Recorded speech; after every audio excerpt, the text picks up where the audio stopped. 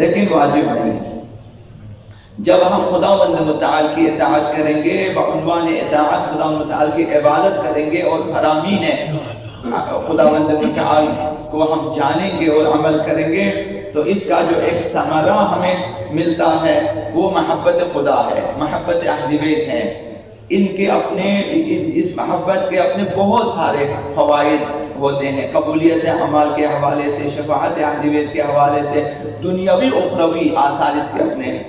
اب اگر ایک انسان اطاعت نہیں کرتا یعنی واجبات کی پرواہ نہیں کرتا، واجبات جو رہ جائے مثلا سیکھتا نہیں ہے یا صحیح انجام نہیں دیتا یا بالکل انجام نہیں دیتا مثلا، اسی طرح محرمات سے بھی لاپرواہ ہے، تو اس کا ایک نقصان یہ ہے کہ محبت اہل بیت سے، محبت خداوند متعال سے محروم ہو جائے گا۔ خداوند متعال پھر اس کے ساتھ جو ہے محبت سے پیش نہیں آئے گا۔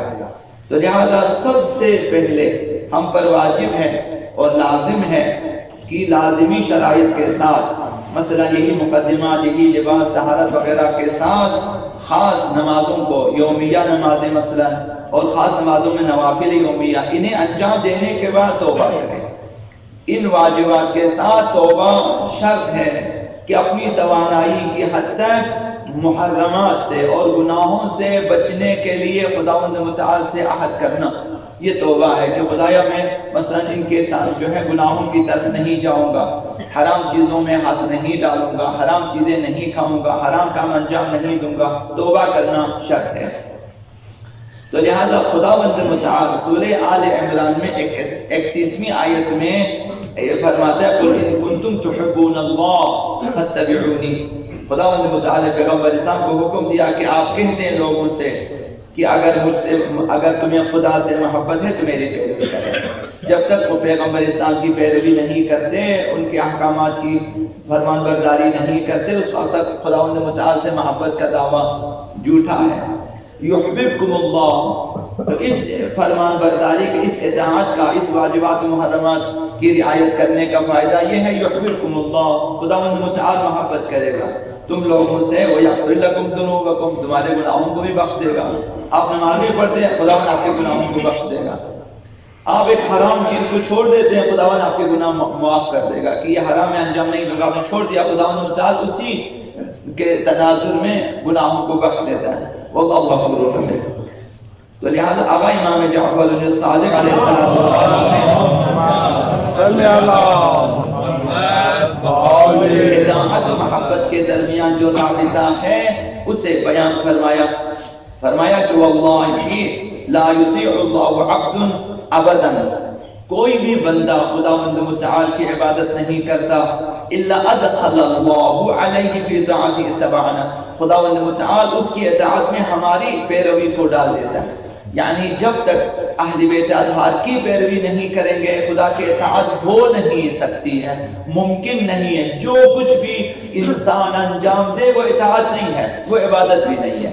جو کچھ بھی اپنی طرف سے انجام دے، نمازیں پڑھیں، قرات کریں، روزے رکھیں، کچھ بھی کریں، طواف کریں، اگر اہل بیت اطہار کی پیروی میں نہ ہو بیکار ہے۔ انہیں مکتب تشیع میں یہ ہے، آپ اگر ایک صلوات بھی پڑھتے ہیں اہل بیت اطہار سے آپ کو حاصل ہونا چاہیے، ایک رکعت نماز بھی اگر آپ پڑھتے ہیں اہل بیت سے ہونا چاہیے، یہ چیز۔ تو امام صلی اللہ علیہ وسلم نے فرمایا کہ خداوند اس بندے کی اطاعت میں ہماری پیروی کو داخل کیا ہوا ہے۔ اطاعت اس وقت ہوگی جب اہل بیت اطہار کی پیروی کی جائے گی، یعنی حکم خدا کا اہل بیت سے سیکھ کر عمل کرنا چاہیے، یہ خدا کی اطاعت ہے۔ بنا عبد اللہ، زیارت جامعہ میں خدا امام حضرت فرمائے بنا عبد اللہ، ہمارے ذریعے سے خدا کی عبادت ہوتی ہے، ورنہ خدا کی عبادت نہیں ہوگی۔ ولا واللہ ولا یتبعنا عبد ابدا الا حب اللہ، اب جو بھی بندہ ہم سے سیکھ کر عبادت کرے گا خداوند اس سے محبت کرے گا۔ محبت خدا یہ ہے، اہل بیت اطہار سے سیکھ کر عمل کریں گے تو خدا بھی اسے محبت کرے گا، اس کے علاوہ خدا کی محبت نہیں ملے گی۔ اب آپ دن بھر عبادت کریں، روزے رکھیں، کچھ بھی کریں۔ ولا واللہ لا يدع احد اتباعنا ابدا الا ابغضنا، جو بھی ہم اہل بیت کی پیروی سے روگردان ہو جائے، اب عبادت کرتے ہیں وہ اپنی جگہ، ہم سے روگردانی اہل بیت سے نہیں سیکھتا، دوسروں سے سیکھا ہے اور عمل کیا ہے، کہ جس سے بھی آپ نے سیکھا ہو، اہل بیت سے نہیں لیا ہے۔ خدا تو یہ امام نے فرمایا اس نے ہم سے بغض کیا ہے، دشمنی کی ہے، ہمیں ہماری پیروی نہ کی، کسی اور کی پیروی کی، تو اس نے ہم سے عداوت کیا، دشمنی کی ہے۔